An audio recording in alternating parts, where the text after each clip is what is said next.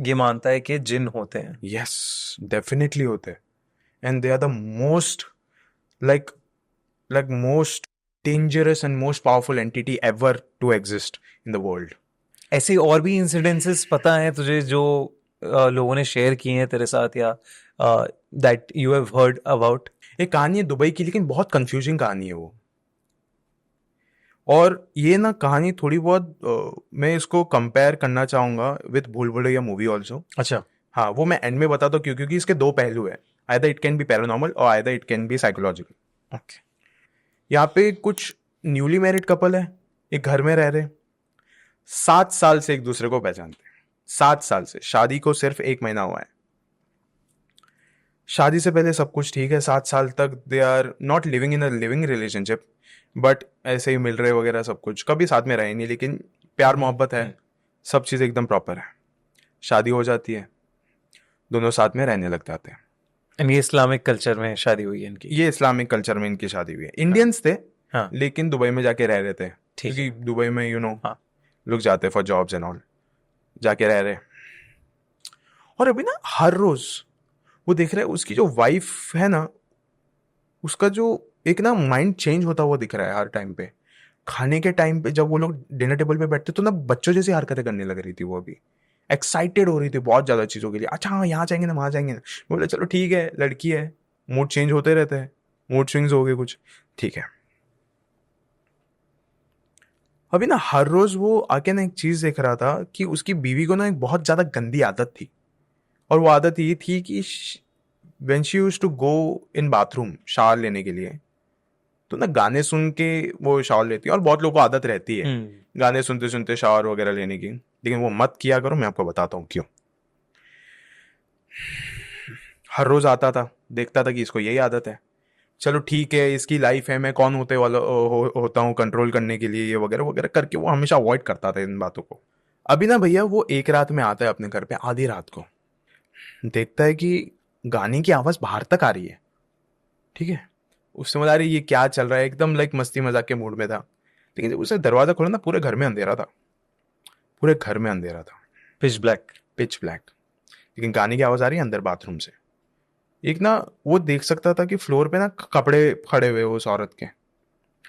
ठीक है, उसने बोला शायद नहाने वाने गई होगी। और ना सीधा कॉरिडोर से वो बाथरूम की तरफ देख सकता था, पूरा अंधेरा है। तो उसे परछाई में दिख रहा है ग्लास? नहीं नहीं, वो देख सकता है नजरों के सामने वो चीज, ग्लास वास कुछ नहीं है। हाँ। लाइक वो डोर ओपन था उसका। ओके। हाँ ओपन था, उसने लाइट्स ऑन करी, नजरों के सामने से देखा तो आंखों से पूरा ब्लड निकल रहा है उसके। अरे ओके, बाप रे। हाँ। आंखों से ब्लड निकल रहा है, उसको हॉस्पिटल लेके जाए।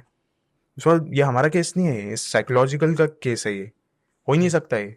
बाबा को दिखाया, इज लाइक जिन्नात है इसके अंदर, और तुम्हारी बीवी ऑलरेडी मर चुकी है, वो जिंदा ही नहीं है, दिस इज अ जिन जिसके साथ आप सो रहे हो, खाना पीना कर रहे हो, डिनर टेबल में बैठ के बात कर रहे हो, इट्स अ जिन। आपकी वाइफ ऑलरेडी मर चुकी है। अगर मैं निकालने की कोशिश करूंगा जिन को, तो your wife this will be only a body, आपको और कुछ नहीं मिलने वाला है।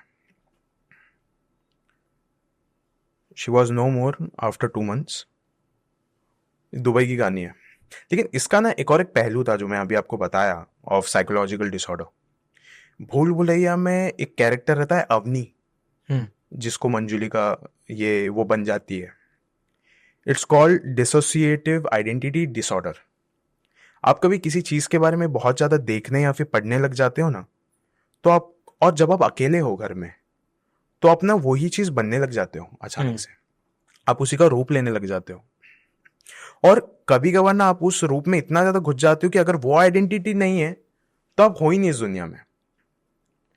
और यही चीज एक साइकोलॉजिस्ट ने भी कही कि आपकी वाइफ को हो सकता था कि डीआईडी हो, डिसोसिएटिव आइडेंटिटी डिसऑर्डर हो सकता है कि वो ऐसा हो सकता है कि कोई उसने कुछ पढ़ लिया है, कुछ मूवीज देख लिया है, that's why she was doing so many things.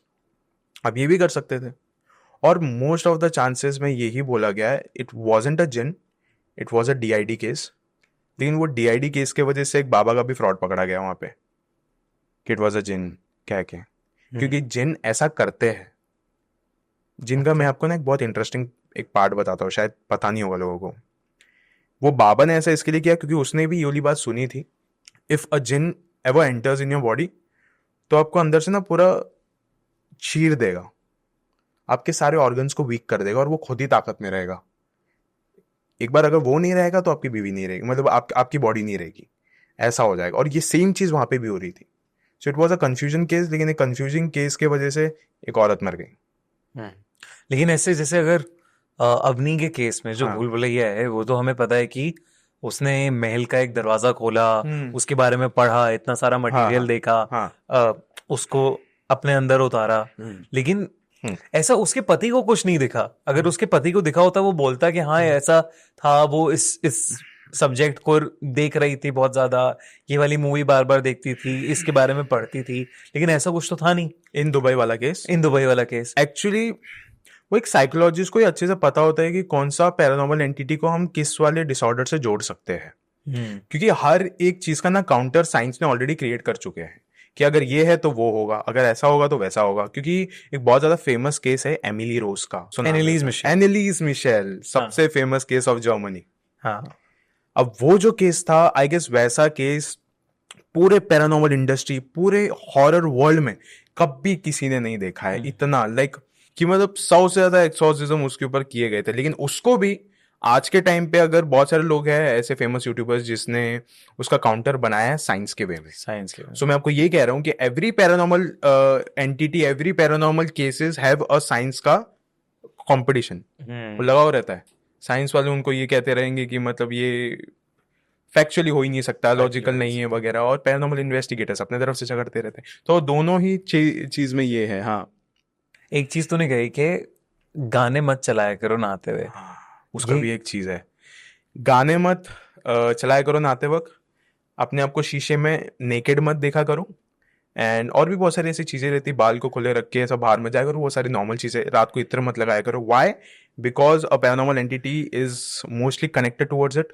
The paranormal entity will feel a invitation from your side कि आप चाहते हो कि वो आके आपसे जुड़े, कनेक्ट हो जाए। तो नहाते वक्त गाने ना चलाया करो, because you we will of course आप एक रिदम में आ जाओगे, एक मोड में आ जाओगे, एक वाइब में आ जाओगे। एंड यही चीज वो लोग देखेंगे नहाते वक्त, you are naked, you are showing off your body. And if the paranormal entity sees you, वो आप पे ये करेगा ही, आके कनेक्ट करेगा ही। क्योंकि ऐसा एक केस है, मुंब्रा एक जगह है ओके। इन मुंबई के पास में। कुने भैया, ये कहानी मेरे मॉम डैड एक घर में रहते थे मुंब्रा में बहुत पहले 2001 में। ये उनके पड़ोसी की है, बाजू में रहते थे। एक लड़की थी भाई, my mom dad used to say, आज भी कहते कि वो जो लड़की थी ना, एकदम परी जैसी दिखती थी, इतनी खूबसूरत, लाइक बहुत खूबसूरत, मॉडल जैसी दिखती थी वो, एकदम खूबसूरत। वो ना एक दिन आके अपने मॉम डैड को कहती है कि मुझे ना ऐसा लगता है रात को ना कोई आके ना मुझे छूता है, मुझे टच करता है, मेरे प्राइवेट पार्ट्स में टच करता है, मुझे वो महसूस हो रहा है आजकल।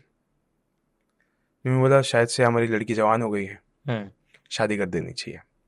माँ बाप ने किया, सोच लिया शादी करना है। फर्स्ट मैरिज होती है, हो रही, प्रोसेस चल रहा है, सगाई हो गई, मेहंदी हल्दी सब कुछ हो गया, शादी का दिन आता है। कार इज कमिंग, बस, और बस खाई में गिर जाती है। ठीक है, अभी तक तो ऐसा लगेगा कि ठीक है कोइंसिडेंस है। बराती मतलब जो हाँ पूरी हाँ, दूल्हे वाली गाड़ी यस है यस, पूरी। वो पूरा नीचे जाता है, दूल्हा मर जाता है। वो लड़की थोड़ी डिप्रेशन में चले गई। 6 महीना, ठीक है 6 महीने तक कुछ शादी की बात नहीं चढ़ी। 6 महीने के बाद एक और एक शादी के बारे में वो लोग सोचते हैं। वो जो आदमी था उसको, उसके इसमें हॉस्पिटल के रिपोर्ट्स में, मेडिकल रिपोर्ट में कैंसर आ जाता है। He also dies in 2 months। अब वो ना बचपन से एक आदमी से प्यार करती थी, वो जो लड़की थी। तो इसके माँ बाप को लग रहा था कि शायद उसी से इसकी शादी कर देनी चाहिए, और ये बहुत प्यार करती थी उस लड़के को। अब उसकी शादी का दिन आता है, वो भी मर जाता है। और लिटरली मैं उसको बुला सकता हूँ पॉडकास्ट में, और मैं आपको सब कुछ बता सकता हूँ, वो अपने मुंह से ही वाली बात कहेगी। कम से कम 4 लोगों की अब तक डेथ हो चुकी है बिकॉज ऑफ हर। और वो अपने माँ बाप को वापस से जाके वाली बात कहती है एक दिन, मुझे ऐसा लगता है ना कि मैं जब सोने जाती हूँ ना, तो कोई तो मर्द आता है मेरे बाजू में और आके बैठता है, मुझसे ना एकदम हक के साथ बात करता है, हक के साथ छूता है मुझे, पता नहीं कौन है। तो मुंबई में एक जगह है मीरा दतार दरगाह, बहुत फेमस दरगाह है। वहां पे उसको लेके जाते हैं।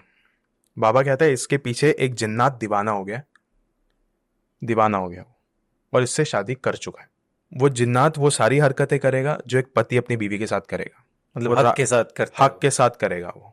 और जब जब ये किसी भी गैर मर्द के साथ अपना संबंध जोड़ने की कोशिश करेगी, वो इंसान से मौत ही लेगा अपनी जिंदगी में, मौत के आगे कुछ नहीं आएगा, वो चीज़ होनी ही होनी है। शी वॉज 19, उस दौरान कुछ 19 साल की थी वो, 2001 में। अभी आज के टाइम में कितना हुआ कैलकुलेट कर लो, 40 साल से ऊपर रहेगी शायद।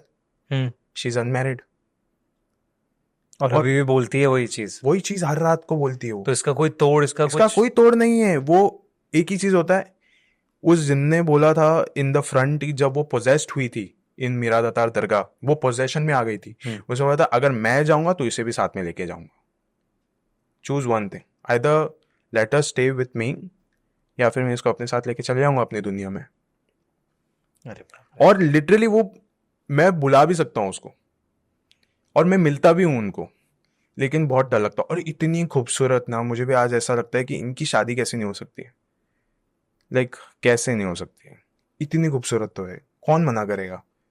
तो मतलब जिन तो होते हैं, जिन तो होते हैं भाई। और दैट इज वाई जैसे अभी आ, वो प्रोसेस कर लिया उस दरगाह में जाके, मतलब पूरा सबसे डिवाइन पावर के पास आप जा रहे हो, सारी चीजें हाँ, कर रहे हो, लेकिन फिर भी वो जिन की मर्जी ही चलेगी।